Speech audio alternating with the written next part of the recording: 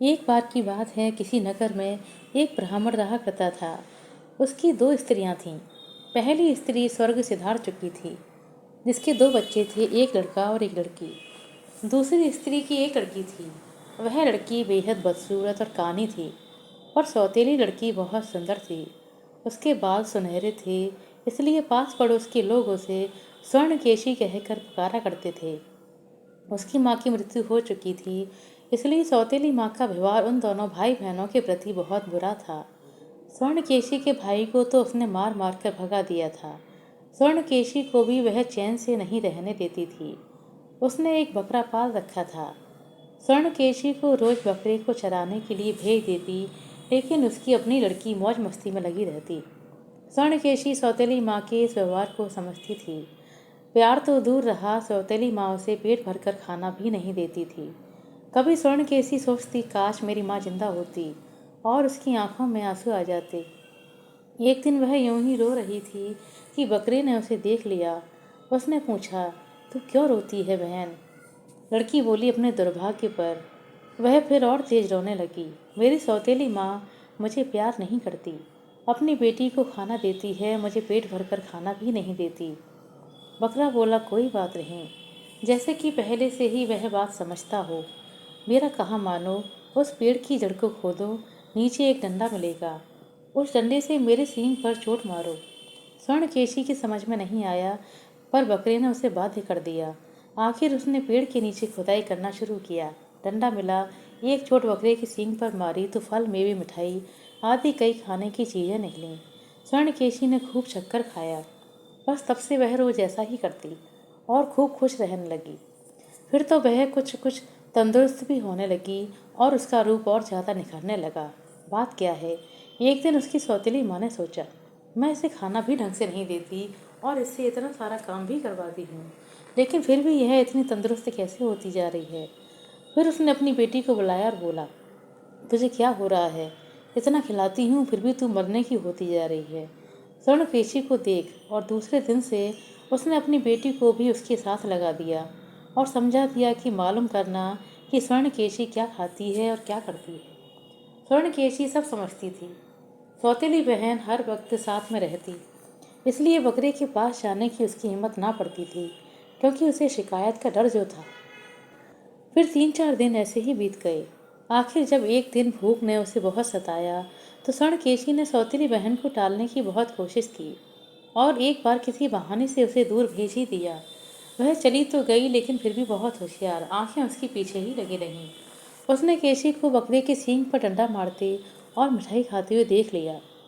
लौटते ही बोली, केशी दीदी, तू क्या खा रही है? मुझे भी खिला दे। केशी ने थोड़ी मिठाई उसे भी दे दी। शाम को दोनों बहनें घर लौटीं। माँ ने हमेशा की तरह अपनी बेटी से पूछा, क्या तूने कुछ मालूम किया?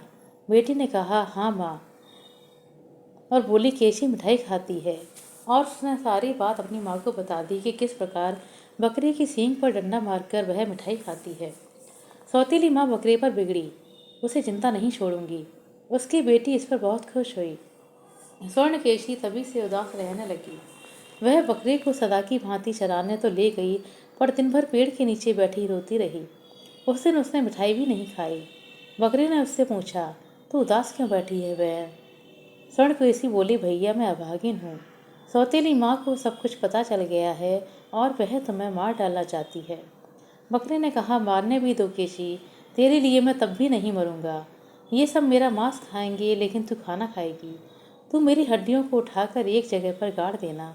जब किसी चीज़ की ज़रूरत पड़े उसे खोदना, तेरी मनचाही चीज़ तुझे मिलेगी। अब बकरा मारा गया। स्वर्णकेशी ने वैसा ही किया। अब उसकी जिंदगी और भी बुरी हो गई। पहले तो वह बकरे के साथ वन में जाकर अपने मन को बहला लेती थी। अब उसे घर में ही काम करना पड़ता था। खाने पीने का भी वही हाल था। रो रो कर अब उसके दिन बीत रहे थे।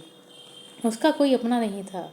उसकी सौतेली माँ और बहन तो मज़े से बैठी रहती और उसे कोई ना कोई काम दे दिया जाता। एक दिन की बात है, पास ही के शहर में मेला लगा हुआ था। दोनों माँ बेटी सजकर मेले में चल दीं, लेकिन केशी के लिए खूब सारे चावलों में कंकड़ मिलाकर साफ करने के लिए छोड़ गईं। मेले में जाने की केशी की भी बहुत इच्छा थी, लेकिन उसके बस की बात नहीं थी। वह चावल साफ करती और रोती रही। इतने में कुछ गौरैया उड़ती हुई उधर आई। उन्होंने उसे रोते देखकर पूछा, बहन क्यों रोती हो? केशी ने उत्तर दिया, आज इतना बड़ा मेला लगा है। मेरी सौतेली माँ और बहन तो मेले में चली गईं, लेकिन मुझे चावल साफ करने का काम दे रखा है। चिड़ियों ने कहा, तू फिक्र मत कर, तेरे बदले का काम हम कर देंगे। गौरैयों का झुंड कंकड़ अलग करने लगा। स्वर्णकेशी मेले में जाने को तैयार हुई, लेकिन उसके पास अच्छे कपड़े नहीं थे। तभी उसे बकरे का कहा याद आया। वह दौड़ती हुई गड्ढे के पास पहुंची। खोदा तो उसमें से सुंदर सुंदर कपड़े गए, सोने के जूते और एक घोड़ा निकला। केशी ने जी भरकर श्रृंगार किया और घोड़े पर बैठकर मेले में चल दी। उस नगर का राजकुमार भी उसी मेले में आया हुआ था।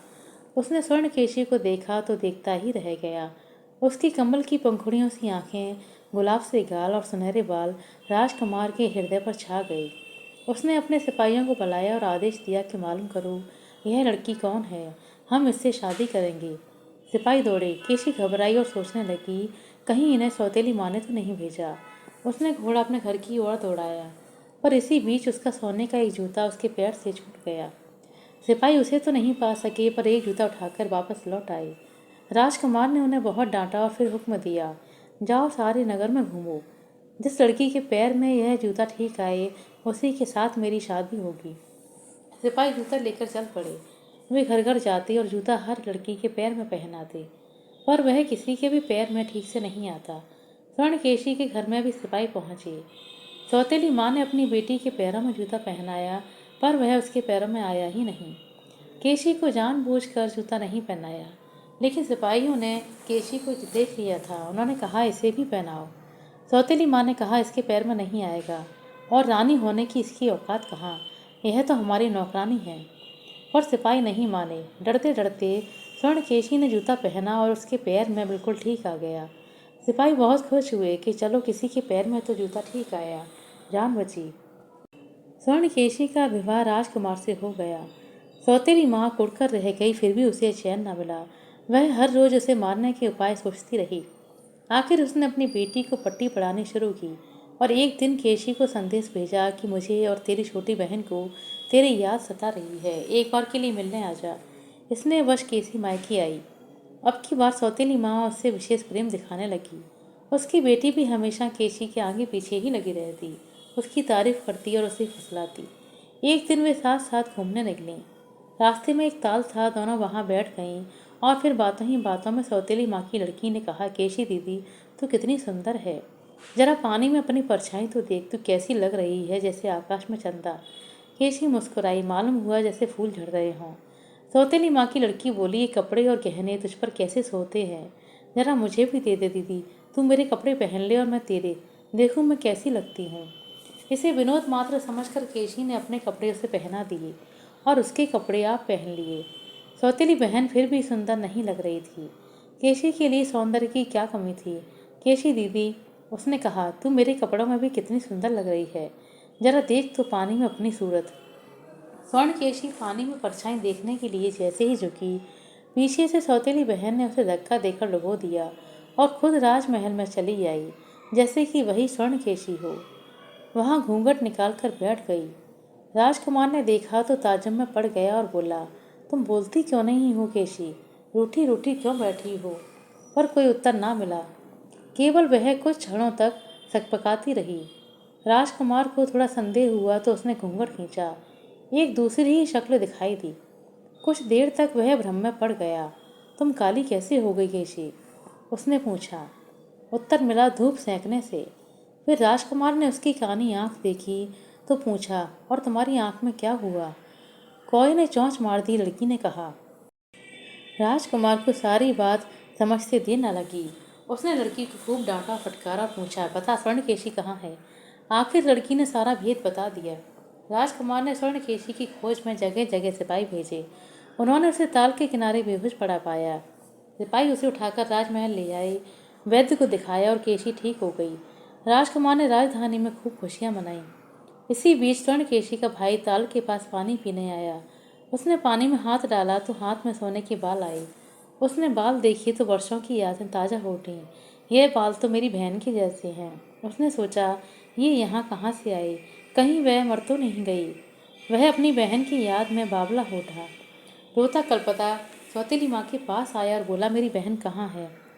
सौतेली माँ ने जवाब दिया, मर गई। भाई को विश्वास हो गया। उसने मेंढक की खाल की ढपली बनाई और उसे बजाते हुए जगह जगह बहन के विरह में गाना गाने लगा। मेंढक मारकर मैंने ढपली बनाई, अपनी बहन को अब कहाँ जाकर देखूं?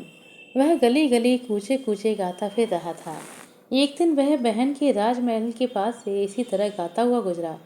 बहन ने भाई की आवाज़ को पहचान लिया। उसने उसे लेने के लिए बांदी भेजी।